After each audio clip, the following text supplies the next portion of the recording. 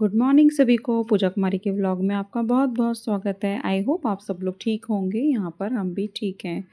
और ये मेरा कल शाम का वीडियो है। मैं शाम को चाय पी रही थी और मेरी तबीयत बहुत ज़्यादा ख़राब मुझे लग रही थी।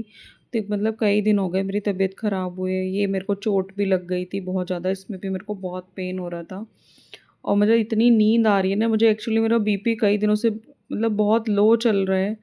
तो उसकी भी दवाई मैं ले रही हूँ, डॉक्टर को दिखा के आई थी।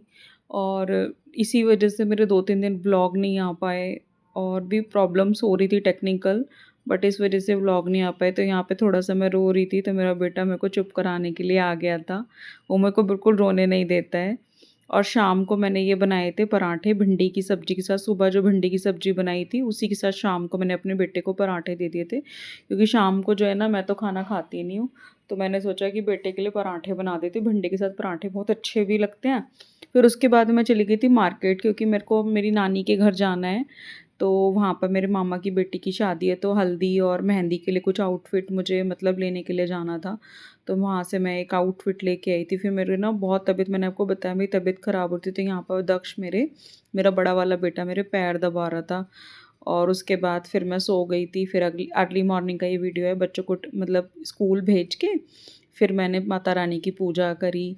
और ये देखिए पूरा पूजा वगैरह करके फिर मैं चाय बनाने चली गई थी अपने लिए, क्योंकि आज मैं अकेले ही थी चाय पीने के लिए, कोई भी नहीं था। आज दीदी भी नहीं आई थी अभी तक।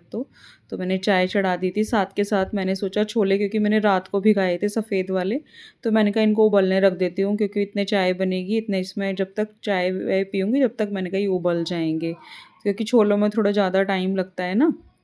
तो इस वजह से इनको मैंने उबालने रख दिया था।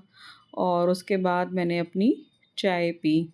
और फिर ये देखिए, साफ़ घर तो मैं आपको हमेशा ही दिखाती हूँ, लेकिन आज मैं आपको फैला हुआ घर दिखा रही हूँ। कल इतनी आंधी तूफ़ान, इतना डस्ट आया कि मुझे अपनी मतलब सेंटर टेबल पे चादर डालनी पड़ी। इतनी बारिश, आंधी, मतलब जिसकी कोई हद नहीं। और आज मेरा इतना काम बढ़ गया था जिसकी कोई हद नहीं।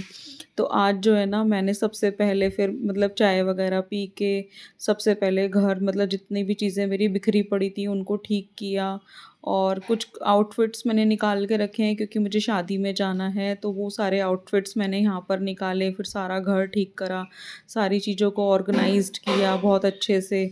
और उसके बाद ये मेरा रूम है, इसको ऑर्गेनाइज्ड करने के बाद फिर मैंने अपने बेटे का रूम ऑर्गेनाइज्ड किया बहुत अच्छे से, क्योंकि सारा मतलब इतना घर अस्त व्यस्त हो रखा था। मेरी तबीयत ख़राब चल रही थी। तो आज मैं 2-3 दिन बाद, कम से कम 2 दिन बाद मैं डस्टिंग कर रही थी। तो मुझे और भी ज़्यादा टाइम लगा डस्टिंग करने में। पूरा एक-एक चीज़ मतलब पूछा, आज मुझे इतना टाइम लग गया था, 4 साढ़े 4 घंटे लग गए थे। मतलब आज मुझे समझ में ही नहीं आ रहा था कि मैं कैसे करूँगी इतना सारा काम, लेकिन धीरे-धीरे मैंने शुरू किया तो हो गया। और यहाँ पर जितना भी सामान था उसको मैंने अच्छे से रखा, क्योंकि मैंने चद्दर से ढक दिया था, तो ज़्यादा गंदा नहीं हुआ सेंट्रल टेबल मेरा यहाँ पर। और उसके बाद मैंने डाइनिंग टेबल अपना साफ़ किया, क्योंकि जाल के नीचे से जैसे ये सारा जितना भी है ना, इसमें इतना डस्ट भर जाता है जिसकी कोई हद नहीं। इसको रोज़ क्लीन करना पड़ता है, एक दिन भी आप नहीं छोड़ सकते।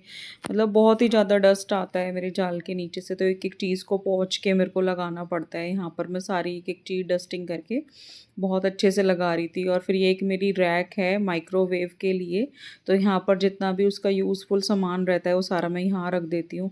और जो डेली यूज़ के चप्पल होते हैं वो रख देती हूँ। उसके बाद मैं आ गई थी लंच बनाने के लिए। लंच में मैं बना रही हूँ आज छोले चावल।